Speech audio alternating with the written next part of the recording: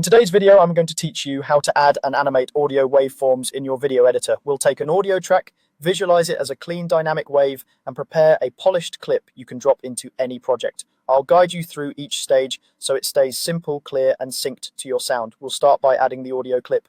Import your audio into the project and place it on the timeline or in your composition. Make sure it starts exactly where you want the visual to begin. If you only need a portion, trim it now so you're not working with extra length. It also helps to label the track clearly so you can select it quickly when linking effects. Set the time range you'll be working with. Define your in and out points or work area to match the section of audio you're visualizing. Keeping the range tight speeds up previews and ensures any renders or caches only process the relevant part. Scrub through and confirm the beats and transitions you care about are included. Now add a wave. Create a solid or shape layer and apply a waveform or audio spectrum effect. Choose the imported audio as the source so the effect reacts to it. Position the wave where it's most readable, centered, bottom third, or integrated with your brand elements. Pick a color that contrasts your background and set a thickness that stays crisp at your output resolution.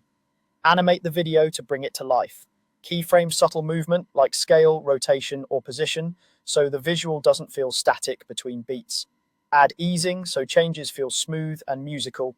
If you have a background or text, consider gentle motion there too, keeping the wave the star.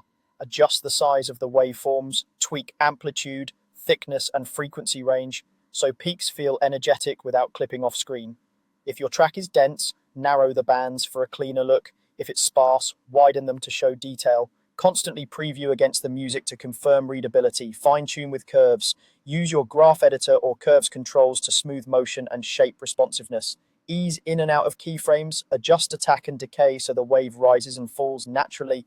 And tame any jittery sections without losing rhythm.